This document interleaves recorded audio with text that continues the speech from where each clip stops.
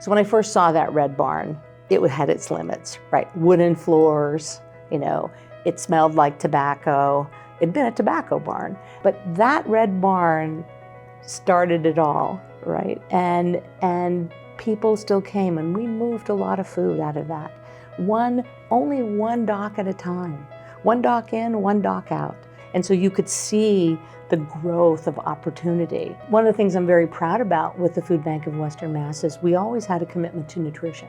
First food bank farm in America was the Western Massachusetts Food Bank.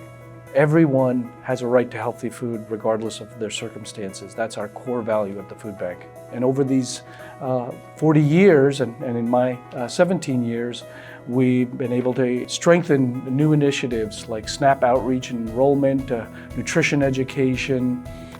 Started our second food bank farm where we're growing vegetables with local farmers so that folks who might otherwise not be able to afford organic fresh vegetables can access them through our network of pantries and meal site members. If you don't have good food and high quality nutritious food and diet, then you're not going to be healthy. There's just no way around it. So one thing is to do food pantries and make food accessible to folks. It's something else to take on root causes that address and/or cause food insecurity and try and shift and change policy, change mindsets. So the Food Bank of Western Mass and Target Hunger took on that bigger challenge, and that's what engaged me with them, and that's why I decided to serve on their board. I had lived experience. So I had an experience where I spent 2 or 3 years in homeless shelter with my children, and during that time I did suffer from food insecurity, even though I didn't know that's what it was at the time. Having to resort to food pantries just to make ends meet between benefits.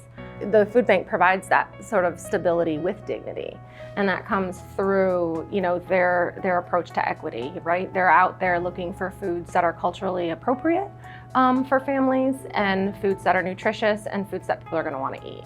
All of my work has been with children, so I come from that perspective that children it's not really their fault that they don't have food. We have to make sure that we're able to provide food for children, so that's one less thing that they have to worry about when they're trying to get their education, and not having to worry about where their next meal is coming from. For the last 5 or 6 years, we knew we were running out of space at our current facility in Hatfield, and actually for the last 3 years, we've had to turn away more than 1 million pounds of food that was donated to the food bank because we didn't have a place to store it. So we got on our high horses and we finally located an ideal site to build our future larger and greener food distribution center and headquarters in Chicopee. And we've broken ground and intend to move in the summer of 2023. And in so doing, we'll have the capacity to be able to store more healthy food to distribute to more people more equitably across all 4 counties of Western Mass, so that we can carry out our mission for decades to come.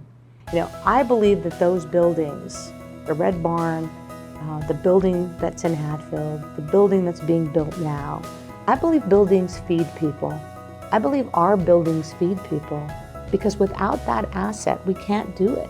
So I would say just a lot of pride, and I look forward to seeing this new facility in the next chapter for the Food Bank of Western Massachusetts. We want you to know that we're here not only to help you access the healthy food that you need, but also to stabilize your household so that you can achieve the dreams and visions for you and your family.